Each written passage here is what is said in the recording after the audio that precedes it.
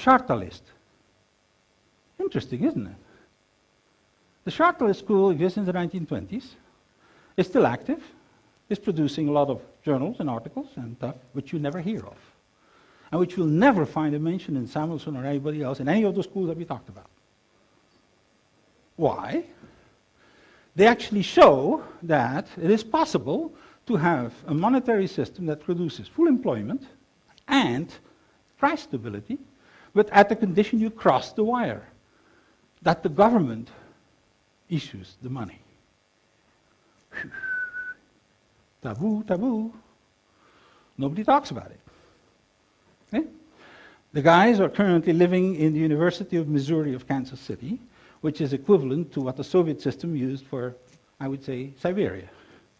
You send people there you never want to hear of again, and you make sure that they never can get a feedback to Obama or anybody else. Right?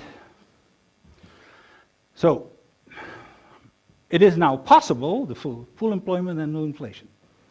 Academically, that school has not been challenged. And from what I study on it, they're right. Okay? Now, let me go a step further here. I don't agree with them for another reason, which I'll explain to you in a few minutes, which is the systemic nature. It does, what they really do is change the driver. Instead of Jason, they put, Jack, right? The government instead of the private sector, the same system. To me, that's still not the solution.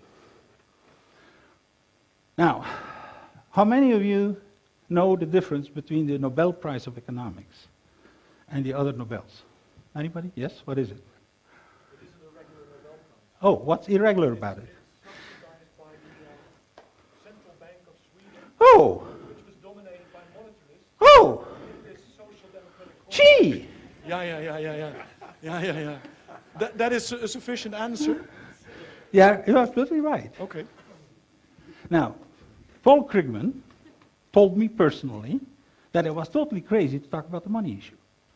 He said, have you not, we were both from MIT, okay? We were graduated in the same school. We had the same professors, right? And what he told me, didn't they tell you, never touch the money system.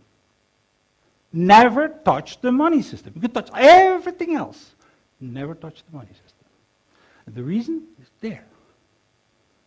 You will not be invited in the right places, and you can kiss goodbye on the Nobel on anything else that is worthwhile getting. You're killing yourself academically if you touch the money system. And the way it's enforced is, among others, through this Nobel game. That's just one example. It's true for all the other things. Okay? And it's done very cleverly, because the reward for economics, everybody talks about the Nobel Prize of Economics, it doesn't exist. It is the prize of the Riksbank prize in honor of Alfred Nobel. And it's paid for by the central bank, and is decided by the board of the central bank. So, this is literally the same thing as saying we'll put Microsoft or Bill Gates in charge of the future of computing, right? You see the point? So you start seeing the layers of blindness that we're creating here. Finally,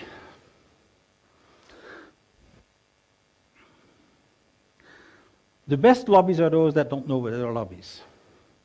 Whenever you talk about money, and I've talked in the European Union with some people in the European Union, what did they tell me? Go and ask the central banks. Of course, you cannot do anything in that domain without asking the central bank. They are the reference, right? Interestingly enough, I've been at the central bank. And let me confess something which I haven't talked publicly about yet. The reason I left the central bank was a conversation that I had with the Secretary General of the Bank of International Settlements, which is the club of the central banks, where I was a delegate of Belgium. And they told me, literally, I had written a book on Latin America back in 1979, announcing the Latin American debt crisis, for those who remember this old history. It was, believe it, the only book that actually announced the crisis of the Latin American debt. And he said, Bernard, I read your book. What are you doing in a central bank? And I told them the truth. Interestingly enough, in the Belgian central bank, they never asked me that question.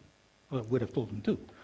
I said, look, I believe that I just written a book on Latin America saying that this is going to be the first of a series of monetary crashes because this is a systemic issue, okay?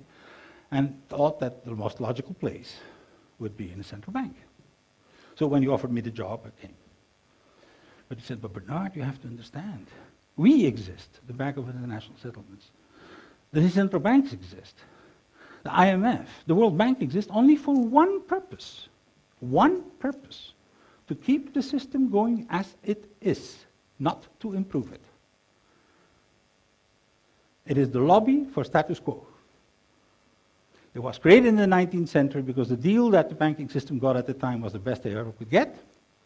So now we're going to create an institutional framework that actually freezes that reality forever. Okay? So that's the last bit. There's an active lobby that nobody sees as a lobby, because it's different from the central banks, are different from the banks, right?